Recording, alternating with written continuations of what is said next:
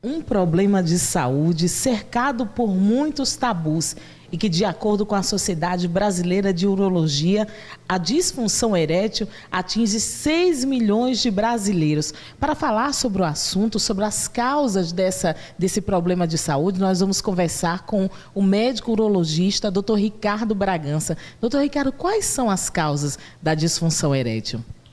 Bom, as causas podem ser divididas em dois grandes grupos, de causas orgânicas e causas psicogênicas, né? A depender da avaliação clínica que nós fazemos, primeiro a gente tem que saber se o paciente é portador de uma disfunção erétil, que é a capacidade de manter uma ereção suficiente para um ato sexual satisfatório. E várias causas podem interferir nessa qualidade de ereção. As causas orgânicas, geralmente elas são de início lento, tem uma história de uma comorbidade, uma doença associada, e os exames laboratoriais geralmente confirmam isso. Já as causas psicogênicas são de início súbito, são circunstanciais, tem algum problema de relacionamentos. No caso dos pacientes, né, há uma resistência, por exemplo, do homem procurar o consultório, e quando ele procura, a disfunção erétil já está numa situação mais avançada? Olha, existe uma certa, vamos dizer assim, anormalidade sobre essa pesquisa pelas duas partes. Por incrível que pareça, tem um trabalho muito bem feito, de alguns, mais ou menos, mais de 10 anos, foi um trabalho feito em todo o Brasil, chamado Projeto Avaliar, e observou-se que, por parte até dos médicos, mais de 82%, mais de 72% das consultas urológicas, os urologistas não perguntavam nada sobre a saúde sexual do paciente. E o número, ao contrário, por parte do paciente, 82,6% gostaria que fosse perguntado.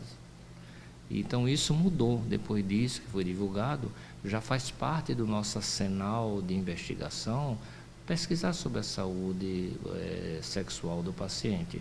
Isso faz parte hoje em dia de uma rotina. O paciente geralmente vem para ver algumas outras patologias, e com a avançada idade, que é natural que a disfunção erétil se comece a ficar mais frequente, nós temos até por obrigação, e é nosso hábito, interrogar o paciente sobre a sua qualidade sexual. Somente acima dos 55, 60 anos de idade, daí em diante é imperdoável. Tem que perguntar, porque tem solução para a maioria dos problemas. Pacientes mais novos também pode ocasionar ter a disfunção erétil? Pode. Se ele não tiver uma doença marcante, tipo uma lesão neurológica medular, ou por um trauma, por um acidente, ou alguma outra doença mais séria, tipo uma diabetes severa um pouco precoce, a maioria desses pacientes jovens, geralmente, as causas são mais psicogênicas.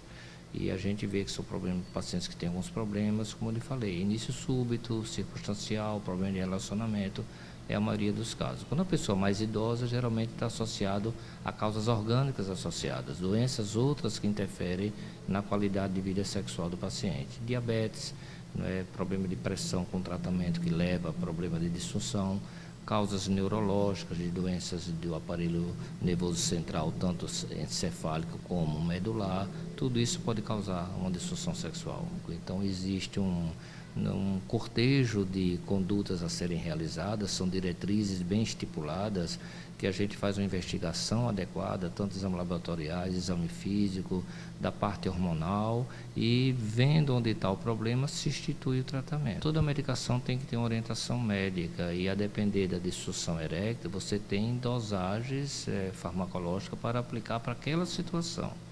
O medicamento que você está citando, que é o cloridato sildenafil, ele foi o primeiro que foi feito, né, muito bem elaborado, mas também é o mais potente. Isso a gente sabe. Também é o que dá efeito colateral mais forte. Então, nós temos que saber que medicações, diante de outras que existem no mercado, você tem que dar para o teu paciente, para poder ele ter uma ereção satisfatória e que conviva com pouco incômodo que o efeito colateral pode causar. Então, por isso que nós não temos uma pressão uniforme para que todo doente vai usar X de medicamento, não.